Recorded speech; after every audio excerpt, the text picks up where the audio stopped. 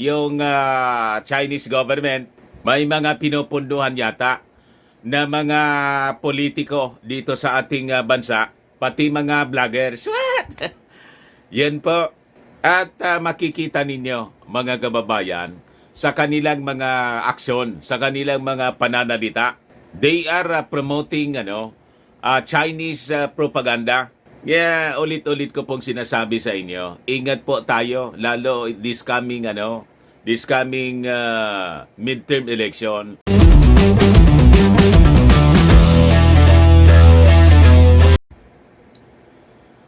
Dinibdiban na tayo, mga kababayan ng China, kumbaga sa street parlance. So ito po patunay na ang China, hindi na natin po sila kaibigan. Yung mga naniniwala na kaibigan pa rin natin yung China, mag-isip-isip kayong mabuti. Lalo na yung mga followers po, mga fans ni Maudigs. Sa totoo lang po, inaaway na tayo ng China.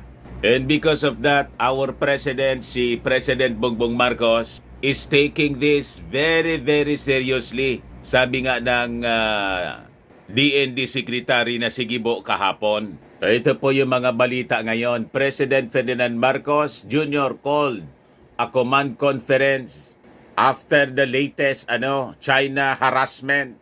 Yung bullying na ginagawa sa atin na nagiging seryoso na, mga kababayan ng China. Marcos orders PCG to probe China's harassment. Sabi ni Gibo, it is intentional anya.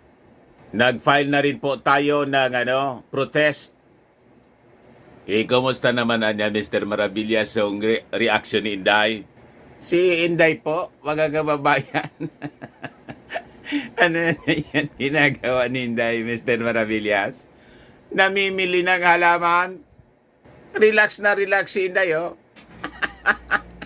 After na lumutang-lutang doon, mga kababayan, sa alapaap ng Mount Apo, ngayon namimili ng halaman. Ang napiling halaman is snake plant.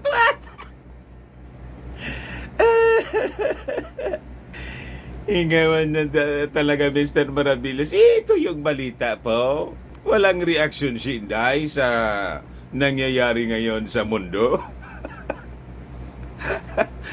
Detach siya sa mga nangyayari sa ating paligid, lalo dito sa harassment, latest bullying na ginagawa ng mga barkada ng kanyang tatay na si Maudigs. Hindi siya po affected ng nangyayari sa West Philippine Sea. Talaga na, Mr. Maravillas, confirm yata yung pagsapi ng espiritu ni ni Nanay kay Inday. Malamang po. Kaya sabi nang react, confidential lover, ay sorry po, plants lover. Confidential lover daw. Ay sorry anya, plants lover. But before ko magagababayan, ibigay sa inyo yung kwento, full story, click subscribe muna dito sa ating YouTube channel and hit the notification bell para lagi po kayong updated sa mga kaganapan dito sa ating bansa. Huwag na rin po ninyo na skip yung ating mga commercial ads para pambili natin ng warship na magpapatrolya dito sa West Philippine Sea. Like and share na rin po ninyo ng ating video para marami yung makapanood. So yan po, mga kababayan, China intentionally hit Philippine ship.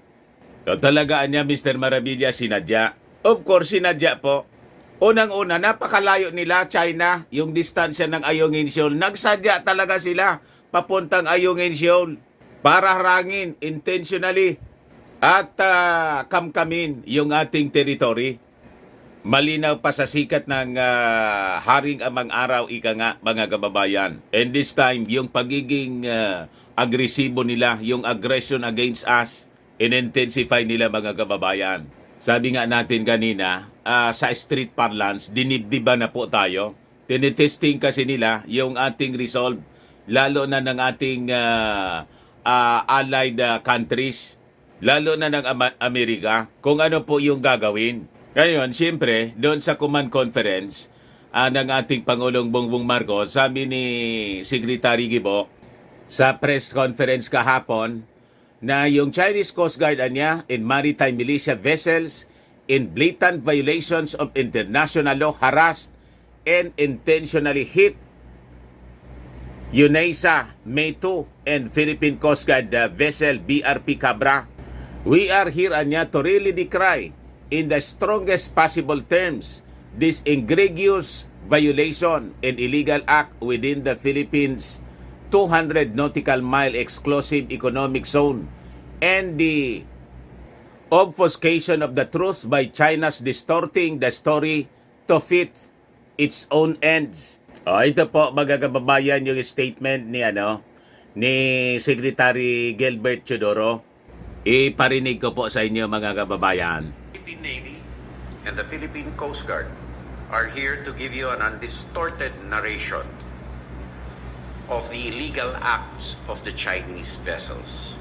In short, on or about 6:04 in the morning of Sunday, October the 22nd, 2023, while conducting legitimate rotation and resupply operations within the exclusive economic zone of the Philippines, Chinese Coast Guard and maritime militia vessels, in blatant violation of international law, harassed and intentionally hit UNESA May 2 and Philippine Coast Guard vessel BRP Cabra.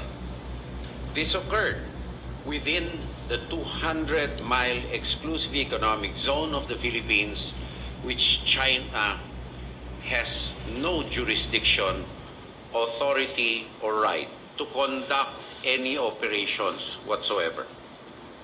This is a serious escalation of the illegal activities conducted by the Chinese government in the West Philippine Sea in complete disregard of any norm or convention of international law. Chinese Ambassador Huang Xilian has been summoned today by Secretary Enrique Manalo of the Department of Foreign Affairs to condemn the reckless and illegal act of the Chinese government. Likewise, Philippine Ambassador to China, Jaime Flor Cruz, has been instructed to convey the same to the Chinese Ministry of Foreign Affairs. The Philippine Coast Guard has been directed to proceed swiftly with its maritime investigation in accordance with international maritime safety regulations. We acknowledge the support of our allies and like-minded nations such as the United States, Japan, Australia, Germany, Canada, the Netherlands, the United Kingdom, and the European Union in condemning China's aggression and expansionist actions. We call on our people to stand behind the government in executing our constitutional mandate to secure the national interest in the West Philippine Sea. Thank you. Ngayon, sabi mga kababayan ni Gibo, it is an irony kasi ngayon may discussion, nag-host pa yung China ng Code of Conduct dito po sa West Philippine Sea. Pero ito yung ginagawa nila, mga kababayan. Madaling sabi, walang sincerity on the part of the Chinese government.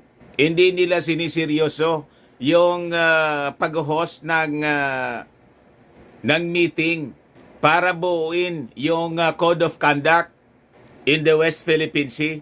Talagang harap-harapan na po na pambabasto sa atin, pagsasalaula po sa atin. Dinibdiban na po tayo. Ito yung sabi ni Gibo tungkol dito. Well, I think it is really very ironic that on this very day, there is the start of the second round of discussions on the proposed Code of Conduct, which is hosted by China, of international law. And within our jurisdiction likewise. So, Sabi ni Gibo, what kind of good faith anya yung can we expect from them? national law. And within our jurisdiction likewise. So, what kind of good faith can we expect from them? And that we will wait for our representatives to that Code of Conduct meeting to disclose or to report to our people. But I repeat once again that what happened yesterday was a serious and egregious violation of international law and an escalation of their expansionist and aggressive action. And yet, today, they are hosting a proposed declaration of a negotiation, the proposed declaration of Code of Conduct. Now, what kind of message is this signaling?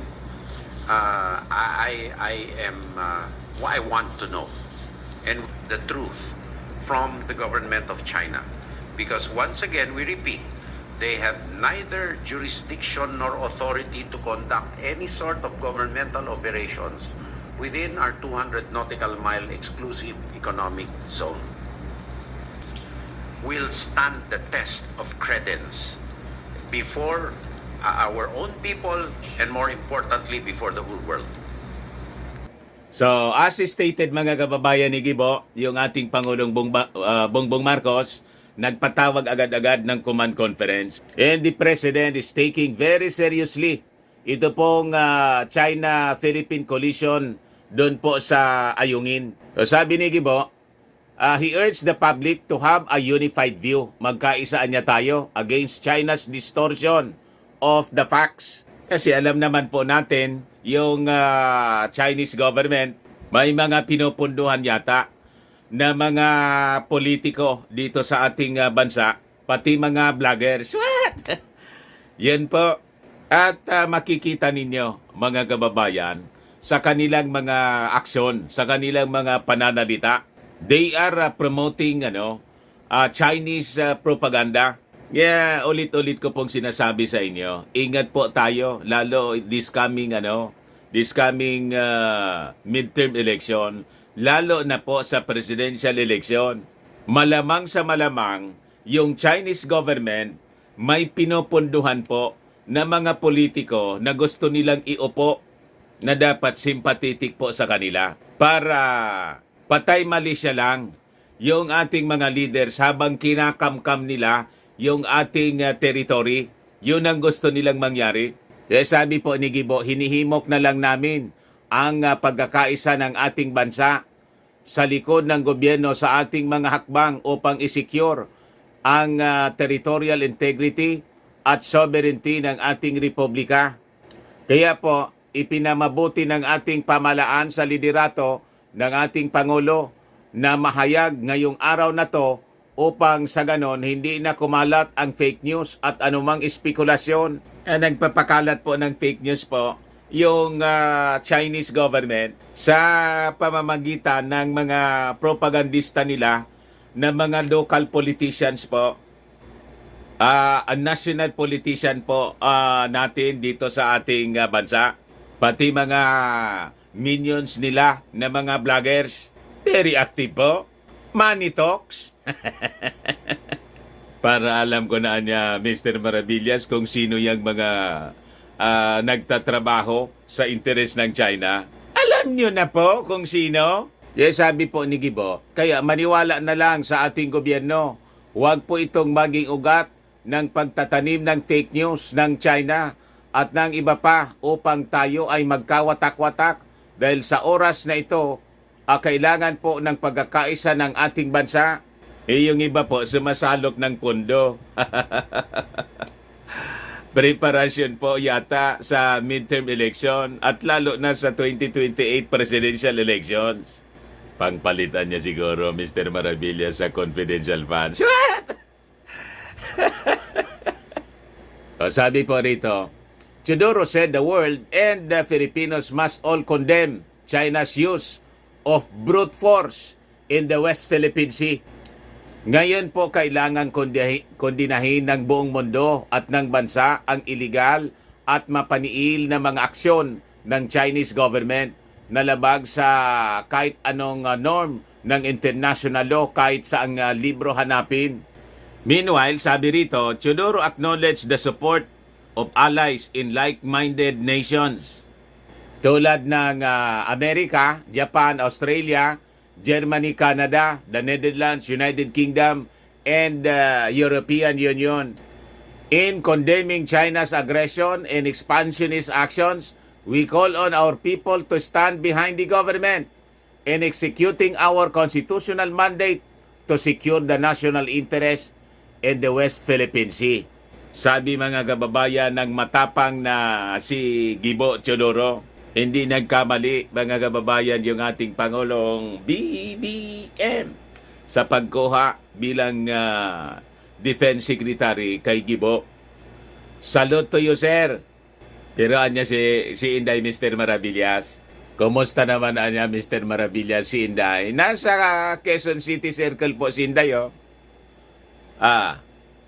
Love Quezon City Memorial Circle. Inday, last week mga kababayan, lumulutang-lutang sa sa kabundukan ng Mount Apo. Umakyat sa Mount Apo si Inday, mga kababayan. Ngayon, nandun sa sa Quezon City Memorial Circle po, namimitas ng halaman. Napiling halaman is snake plant. What? Ngayon po si Inday, one day ago, Love Quezon City Memorial Circle, Quezon City. Kamakailan lang nagdesisyon ako na maglagay ng maraming halaman sa loob ng bahay para mabigyan ito ng vibe. Na parang nasa gubat. Hindi lang pampaganda, nakakatulong din ang mga halaman sa paglinis ng hangin sa pamamagitan ng paggawa ng oxygen. Nagpaparelax mga kababayan si Inday. Nagpunta ako sa Quezon City Memorial Circle para mamili ng halaman dahil marami akong napanood na vlogs na nagre-recommend nito. Sumapi talaga po yung espiritu ni Nanay. Detach sa mga pangyayari sa mundo. Isa sa mga nabili ko ay snake plant. What? Dahil matibay ito at hindi nangangailangan ng sobrang init, maganda rin itong ilagay sa loob ng kwarto at banyo. Nagpapasalamat din ako sa isang kaibigan ko na may negosyo na mga halaman dahil binigyan niya ako ng malalaking palmera. Ayos mga kababayan, yung susunod na presidente ng mga DDS. Naalala ko tuloy ang bahay ni Lola Suling sa napuno rin ng mga ganitong alaman sa kanyang balkone. Ngayon parang malagubat na ang vibe ng sala at masarap ang pakiramdam na napapaligiran ng berdeng halaman. Mga kababayan, patuloy tayong maging matatag sa pagtaguyod ng isang bansang makabata at mga batang makabansa. Batang isip, isip bata, ang lahat. Ang lahat para sa Diyos, para sa bayan at pamilyang Pilipino. Syukran. Love the Philippines. Inday Sara Duterte. Ano palagay ninyo? Normal pa? Normal pa ba? O lumutang na ng tuluyan mga kababayan si Inday? Relax na relax. Habang binubuli tayo. Seryoso na yung pambubuli ng mga Chinese. Nandun siya. Relax na relax. Kung ano-ano ang pinagagawa.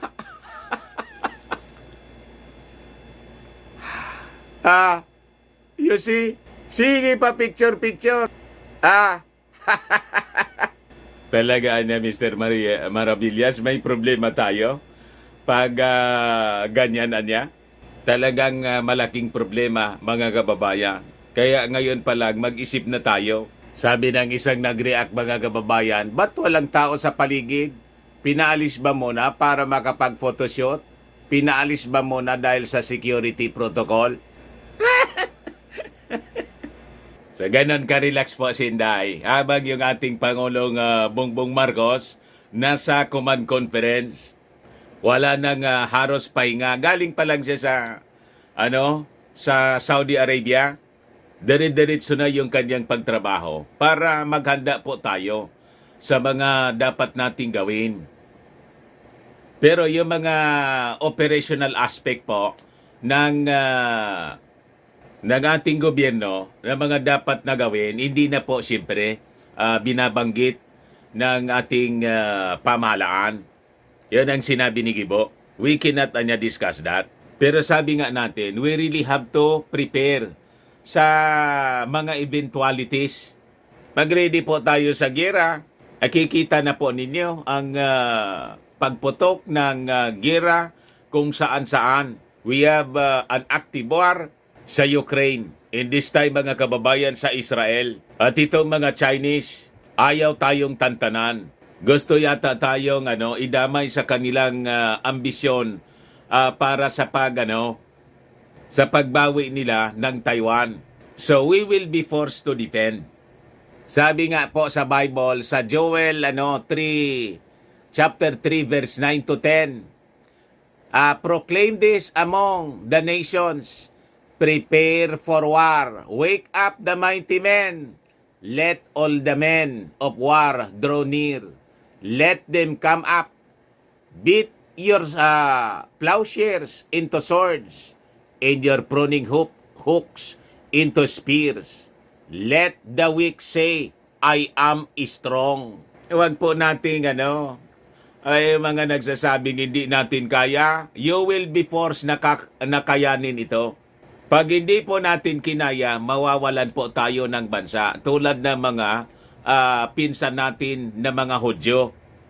Yung mga Hudyo, di ba nawalan sila ng bansa? For almost 2,000 years. Tayo na mga Ophirians na pinsan na mga Hudyo, mga kababayan. Pag hindi po tayo nagkaisa at magpalinlang po tayo dito sa mga makapili ng ating panahon, malamang ganon din ang ating sapitin po. Huwag naman sana, mga kababayan. So, we will be forced to defend. Sabi nga po, tayo, ayaw man natin makipag-away. Pero, right now, inaaway po tayo. And we have to defend. Mali po na sabihin natin na hindi natin kaya. Sabi mismo sa Bible. Sabi diyan, let the weak say, I am strong. Naintindihan ninyo? Mga laging nagsasabi, hindi natin kaya. Tulad ni Maudigs. Pag sinasabi natin na hindi natin kaya, talagang lalamunin po tayo. Yun ang ginagawa sa atin ng mga Chinese ngayon. Kasi nalalo silang na-embolden.